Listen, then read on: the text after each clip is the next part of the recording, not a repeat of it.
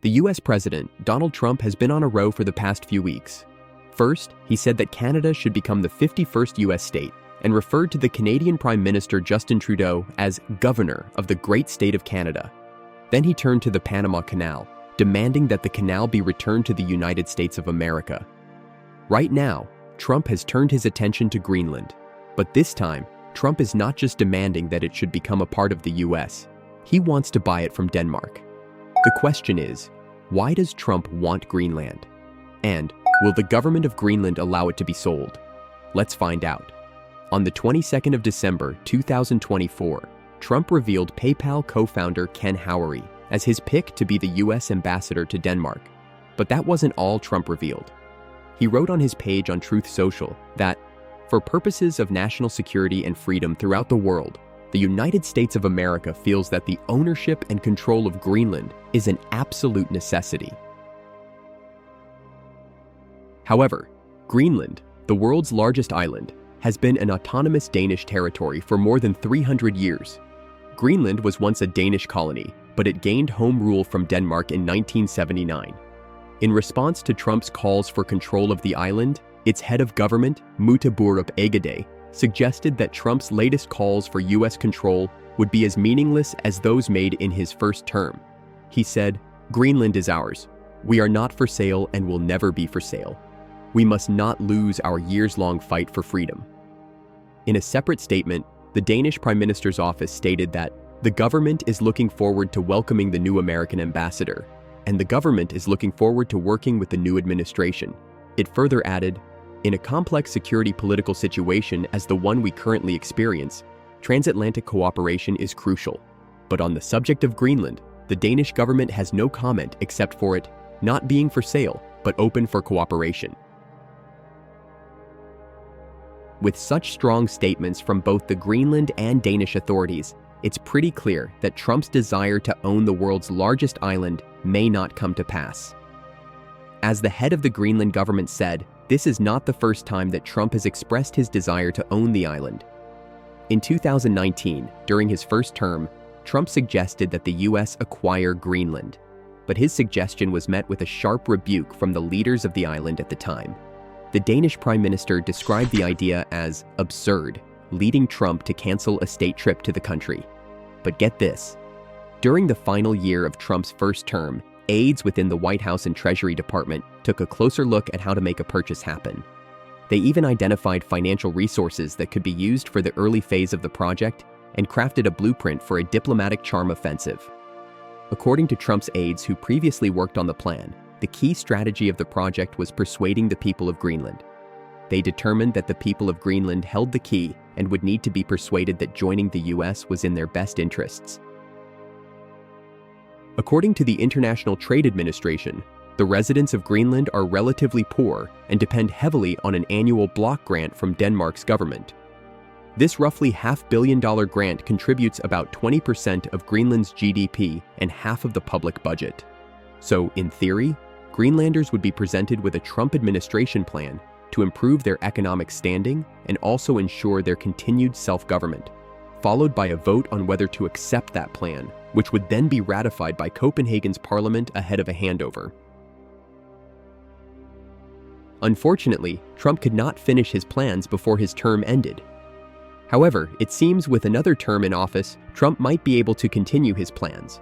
The only question is, will he succeed? Well, hours after Trump's announcement, the Danish government announced a huge boost in defense spending for Greenland. According to the Danish Defense Minister Troels Lund Poulsen, the package was a double-digit billion amount in krone, or at least $1.5 billion. Poulsen further said the package would allow for the purchase of 2 new inspection ships, 2 new long-range drones, and 2 extra dog sled teams. In addition, that would also include funding for increased staffing at Arctic Command in the capital Nuuk, and an upgrade for one of Greenland's 3 main civilian airports to handle F-35 supersonic fighter aircraft. Although the Danish defense minister said that the timing of the announcement in relation to Trump's announcement was merely an irony of fate, the fact is that it seems unlikely that Greenland would be sold to the US. The interesting thing is that Trump is not the first US president to suggest buying Greenland. Just after the Second World War had ended in 1946, Harry Truman, the US president at the time, made an offer to Denmark to buy Greenland for $100 million. He also offered a few parts of Alaska to sweeten the deal. But Denmark refused. Again, in 1987, the notion came up again, this time by the US State Department, which said that Denmark was ideal for acquisition. The interest of Trump and other past US presidents suggests that the US is very much interested in owning Greenland. But why? Well, firstly, its location, obviously. Greenland is located in the North Atlantic Ocean, between Europe and North America, across the Baffin Bay from Canada. Its strategic importance rose during the Cold War, and the US has a large airbase there, the Pituffik Space Base, earlier the Thule Air Base. From Greenland, the US can monitor and prevent any missile coming towards it from Russia, China, or even North Korea. Similarly, it can launch missiles and ships towards Asia or Europe more easily from Greenland. Secondly, Greenland is rich in rare earth minerals, which are used not just in the manufacture of mobile phones, electric vehicles, and other consumer electronics, but also in bombs and other weapons. At present, China is a major supplier of these minerals.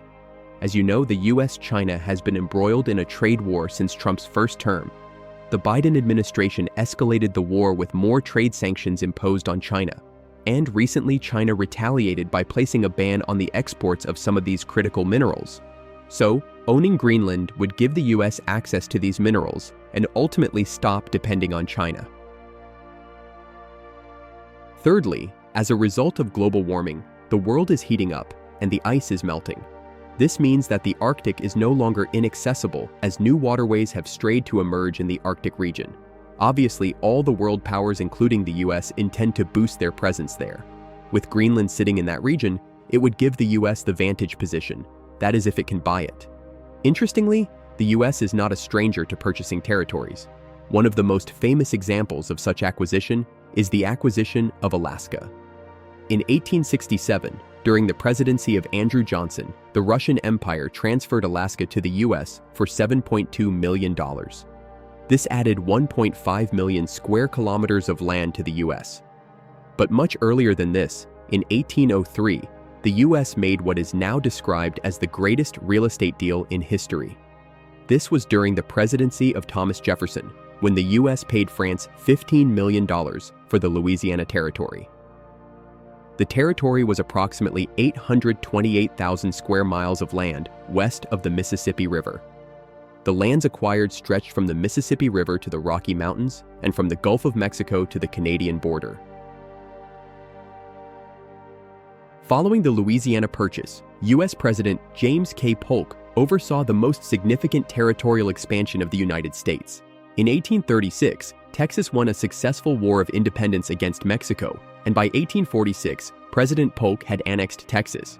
But the following year, the US declared war on Mexico, resulting in the Treaty of Guadalupe Hidalgo. Under the terms of the treaty, Mexico gave up approximately 525,000 square miles in exchange for a $15 million lump sum payment. So you can see that buying territories is something that the US does. And if Trump succeeds in buying Greenland, it would be the US largest territorial addition in history, topping even the 1803 Louisiana Purchase, which nearly doubled America's size at the time. But it remains to be seen if Trump will succeed in his quest. What are your thoughts? Let us know in the comments section below.